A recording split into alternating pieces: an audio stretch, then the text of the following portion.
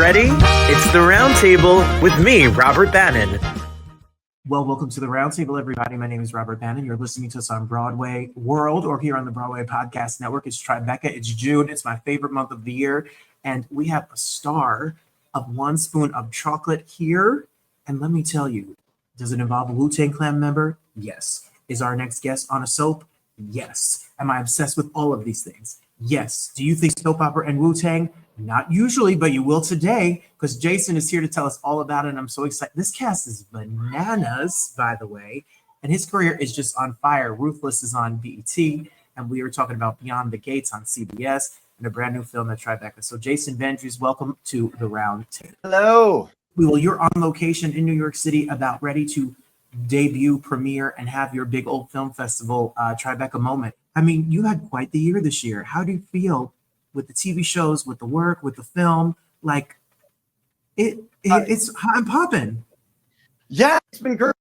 And each one's been an entirely different experience and realm. So to have it all kind of happening at the same time is really cool. So tell us, where are you originally from?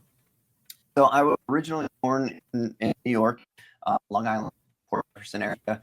I moved to South Florida when I was 8. And I lived, all my grade school there, and then I went to college at UCF in Orlando, Florida. And did you go to college? Like, when did you know, like, I'm going to be an actor? Like, I want to be an actor. And what do people think of that? And like your family and friends? Because I know some people are like, sure, Jason, yes, go to school, waste $100,000 on being an actor. Right. Well, I didn't. I went to school for computer science, but I wrestled in high school and college. And I'd gotten a part-time job at Universal Studios in a store, and I was approached by one of the casting directors at the theme park, and they wanted to know if I knew how to do stunts, and if I didn't, if I'd be interested in learning. And I was like, yeah, sure, that sounds awesome. It changed my whole career path. And then I came back to New York. I went to school for acting and stuff like that after that, to my time there. Oh. Wow, we're talking, everybody. We're here. We're talking to Jason Vendryes about the new film coming to Tribeca called One Spoon of Chocolate, and then also is a star of Beyond the Gates and Ruthless. So how did this film in particular really come to you? I joked in the beginning about Wu-Tang. RZA is the director of this. Yes. Wrote, produced, the whole thing. So how did it come to you? It, just like everything else, I got a breakdown from my agent. I put myself on tape for it. And then I had a callback with RZA, a Zoom callback with him and casting director George Pierre. And not unlike today, their Wi-Fi was not working on their end, so we had to reschedule it. So I had gotten all amped up and I was ready to do the scene, and George came on and he was like, "Hey, we're having technical difficulties. We're going to be in touch with your agent to reschedule." And I was like,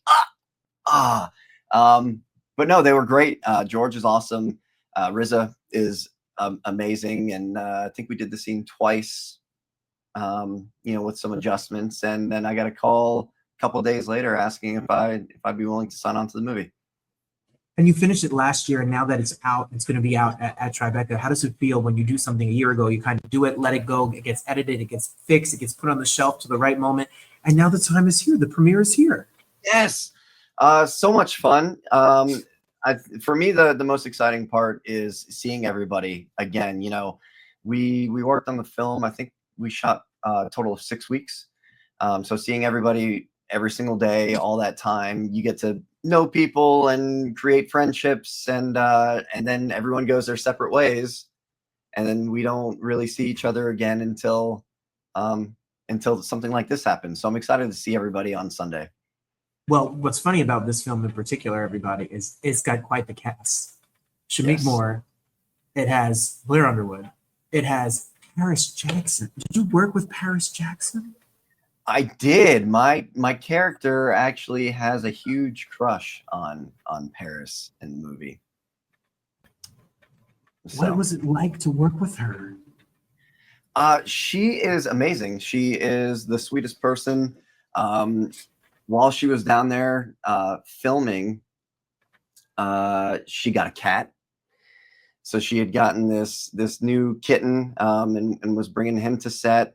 And then a fun fact, which I shared with her, and she thought was pretty cool. I had actually met Paris when she was about 5 years old, as a little girl. Like I said, I was working at Universal, and she had come to one of the shows that I was doing back then, 20 years ago, and we met her and stuff like that. So it was like kind of a full circle moment. It was the last day of filming, and we were in the makeup chair, and she was like, "Oh my gosh, I can't believe it's over. It's been so fun." And I was like, "We actually met when you were a little girl." So yeah. How do you describe what this movie is about? What is, and who do you play, and what is your role in this exciting idea? So this is such a mashup of so many different genres. There's comedic moments, there's action, it's a drama.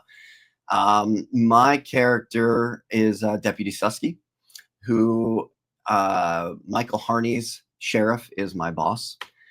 And the town, it's kind of on the outside, it's a perfect looking town, but it's filled with a good old boys kind of club, unspoken and sometimes spoken club. And my character is at a crossroads and a moral dilemma. We'll have to watch it to find out. I guess. Yes, I'm trying not to spoil anything. So for you, you have this coming at June 8th.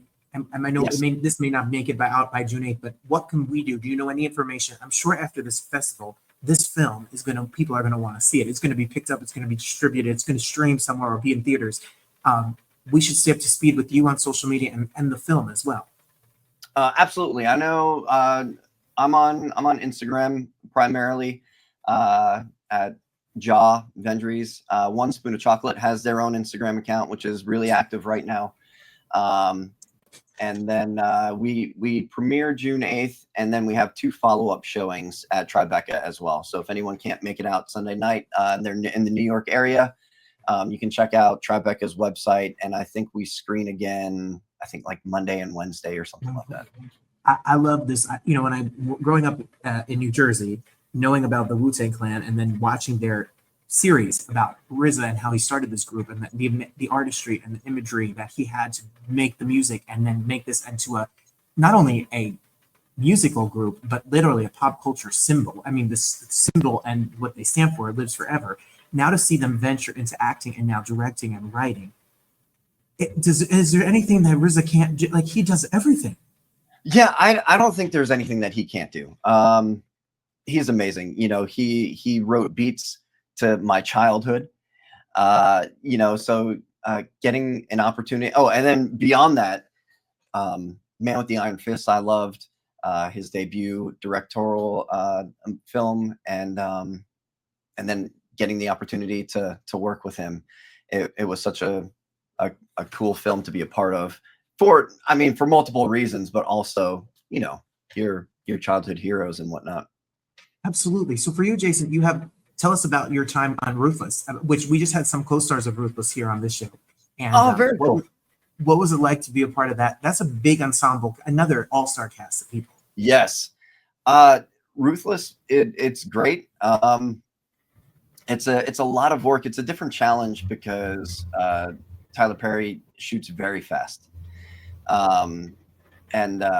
So I would come in some days and I would have 40 pages of dialogue across multiple episodes. And, it's almost like gearing up to get ready for a play, to be on stage. You just you get all of your scripts, all of your episodes in advance, and you kind of know everything, because at any moment they could be like, "Hey, we got to scrap episode 6, scene 2, but we're going to jump up to episode 13 next." And you're like, "Oh, that wasn't on the schedule today, but let me refresh." So yeah, it's a challenge, but it's so much fun. They said it shoots really fast. You have to be on your toes. You better know your lines. You better be ready to go, because they're gonna do more pages, which leads you to Soap Life, because I guess on Soap Life you're shooting a lot of pages and a lot of work as well. So how do your team send you a self-tape and you're putting this stuff on tape? Are you getting called in for these things? Like, how is the business right now? Like, talk about Beyond the Gates, and how did that come to you? So a lot of stuff is shooting tape right now, which is great. That it benefits me because at the time I was traveling, so I was in Detroit at a hotel, and I got an audition, worked on it, taped it in my hotel room, and then funny enough, I had just gotten done with some dental surgery, and I took a nap, and I woke up and I had an email saying that they wanted me to start working on Beyond the Gates in 3 days. And I had a panic attack because I had stitches in the roof of my mouth. And I got my first day script, and my character did not say anything in his first episode. And so by the time I got to my next episode, where I had some lines and dialogue, I was healed and I could talk again. So talk about coincidental, and it worked in my favor. But there was a moment before I got that first script that I was worried that I was going to have to turn the role down. Well, I guess it was meant to be, because you literally were able to then do the episode, and then you had other episodes. You play a cop a lot. Is it the look? Is it your style? Like, I see you are like the acting, casting director's cop. There's a picture of you next to, let's cast a cop, FBI agent. What's it like to do a role? Like, you don't have any experience doing that. No, I have not been a cop. My brother-in-law is a police officer, so he's kind of helped me out. You know, if I have a question on anything, on how a procedure works or whatever, I'll call him up and be like, "Hey, man, help me out," and he'll give me some pointers. My very first cop role, luckily, they had an officer on there that gave me tactical training, which has carried with me through the rest of my career. But yeah, I think there's just something about my look. I play a lot of either military, FBI. I've done Secret Service, plenty of officers. I think I have that look. Well, I'm here for it. Keep working. The work comes. That's what we're talking about. Everybody, my Tribeca friends, One Spoon of Chocolate is a must-see film this week, coming to Tribeca, and then we're going to stay up to date about where it's going to go. So when you get put on a TV show versus a movie, is there a big difference in the way that it is on set? Is there a different approach to, all the episodes you did on Ruthless versus 6 weeks on a film like this film is? What's the difference as an actor?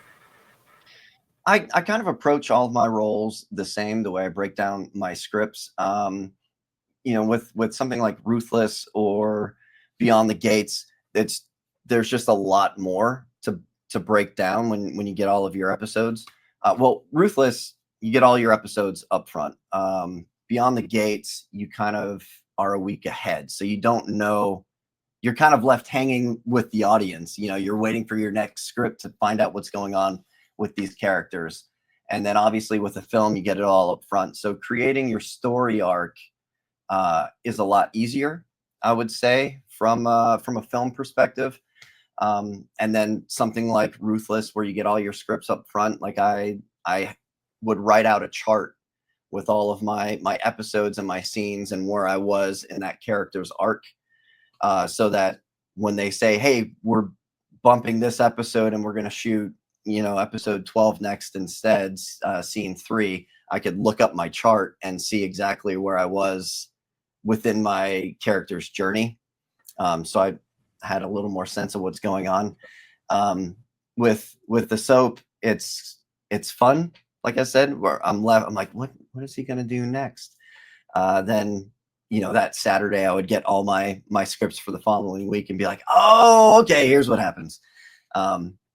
So it's kind of fun to craft out that way as well, because you're only crafting part of your story at a time, which is kind of how we live.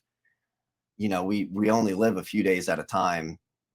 So I like that journey as well. Yeah. When you do stuff like procedural shows or Ruthless, or you do the soap opera life, you must have a trick out here for our up and coming actors. You have a lot of lines that run through your head. A, what is the trick? B, do you remember them after they're shot? When you rap, do you remember them? Or is it like that pop quiz in school, like they just disappear into the air?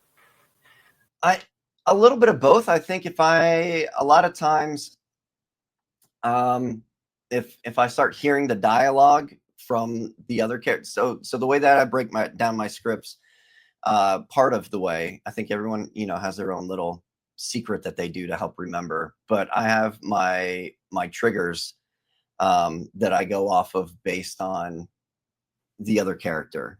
So what the other character says is what triggers what I reply with. So I think if I hit if I get hit with those triggers, I could jump right back into the scene and remember the dialogue and remember that day. But if you were to just be like, hey, there was this scene and this happened, I'd be drawing a blank. So I'm really excited for people to check this out. We love Tribeca. We love the fact that it's the biggest film festival in New York City. So many up and coming filmmakers who don't have the exposure get a chance. There's over 9,000 films that submit every single year. Yes. This film in particular got chosen. Why do you think out of all the 9,000 films, this stood out for the people and that people need to go check this out? I mean, hands down, RZA wrote a phenomenal script. This was something that he's been trying to get made for 13 years. It's very personal to him. Like I said, it's a mashup of genre, and it's very of the day, and it deals with a lot of issues that we deal with in a RZA way. There's a little over the topness, a lot of action. So, it's not like exactly how it goes down in real life, but the concept of it, it's stuff that we deal with as a society on a daily basis. And it kind of confronts that and puts it in our face in a way that's entertaining, but hopefully when everybody walks away, it provokes some thought in them as well. It's exciting. Do you have your outfit ready? Are you ready for this premiere? Are you ready for your Tribeca moment? I am. Yeah. I have my outfit. I'll be wearing a suit on Sunday for the red carpet. And I'm ready to rock and roll. And I haven't seen the finished movie. So as a fan of RZA, and after reading the script, I cannot wait to see the final product. I do have one. I have Jason. This is the controversial question of the interview. Okay. Always save it for the end, because then if you sign off in anger. Shameik Moore, who's a great actor, who's in this film, he plays Raekwon in the Wu-Tang Saga TV series. He had a secret in, Jason. He plays a Wu on TV, so he snuck himself right. No, I'm joking, of course, but he is quite a young, brilliant actor in what he does. He is, yes. I was excited to work with him. Super cool guy. He had a lot of fun making the movie. We all had a lot of fun making the movie. And his Spider-Man is awesome too. Yeah, so good. Yeah. The whole thing, so good. Yes. Well, this cast is bananas. If you want to see Shameik Moore, Paris Jackson, Jason Vendryes, the whole entire giant, Blair Underwood, he's been directed by a Wu-Tang. That should be on your resume forever. It already is. I saw on your website. That's it. Come on. Congratulations. More Ruthless, more episodes of Beyond the Gates, more episodes of movies and things on the way. We're going to be following you over on Instagram. The link will be below us. And when this film is out, we all can't wait to see it all around the world and country. And it has a wide distribution. And we're excited for you. Enjoy every second of Tribeca. It's amazing. Thank you so much, Robert. And I appreciate you taking the time to talk with me today. Hopefully the technical issues weren't too distracting, but thank you. The next gig, come on back. My show is your show anytime. Sounds great, man. Thank you again.